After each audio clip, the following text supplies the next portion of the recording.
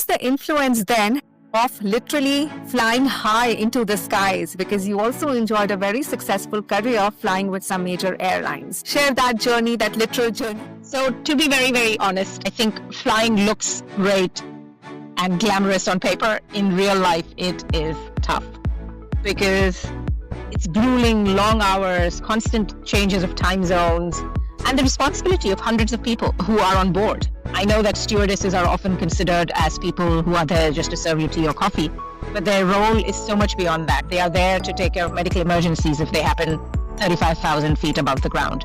They're there to take care of an emergency landing and keep the people on board safe, get them off the aircraft in the safest manner possible. So all of those things, it really teaches you, when you're juggling so many different responsibilities, it really teaches you humility very quickly. But the silver lining is, of course, at the end of that tough, grueling flight, you could be having coffee under Eiffel Tower one night and another day shopping in the Big Apple. So that does feel magical. So I can't say that it's not at all glamorous. There is some glamour to it, but of course it comes with a huge responsibility in carrying out your duty. I mean, they all have very glamorous facades, but genuine, great hard work, so much application. You know, whenever I am coordinating a session or a meeting with someone overseas, I always make sure that I convert time zones. In this case, I just had to tell you my location and bingo, you did all of that conversion and mapped it out and figured it all out and said, okay, this time, my time, and it should be this time for you. So does that work? Such a refreshing experience, I tell you. I think it's also something that comes with the job that I used to do, which is converting time zones really quickly and being able to understand how people are placed around the world. Your experience just showcased itself in a very natural, real-life situation. I want to put something out there for all the stewardesses and stewards in this world. They usually don't find too many opportunities unless they have been blessed enough, like myself, to have pursued something simultaneously with the career that they're having on board an aircraft. They don't get enough credit for the amount of expertise that they bring into any workspace.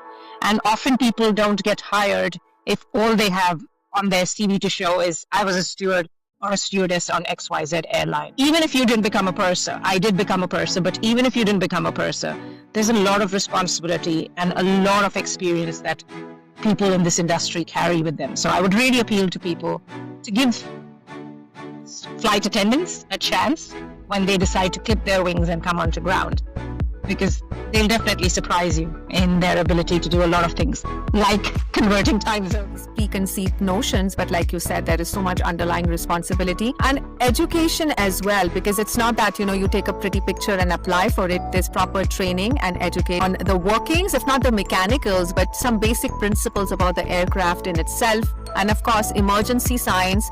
And then behaving and relating with people, which is such a big need and demand in any industry, the people component and aspect. I agree. They both have the technical expertise, as you rightly said, in terms of the safety and security procedures, but then also all the soft elements of being able to deal with all sorts of people that decide to fly in today's times at all sorts of challenges that brings with it.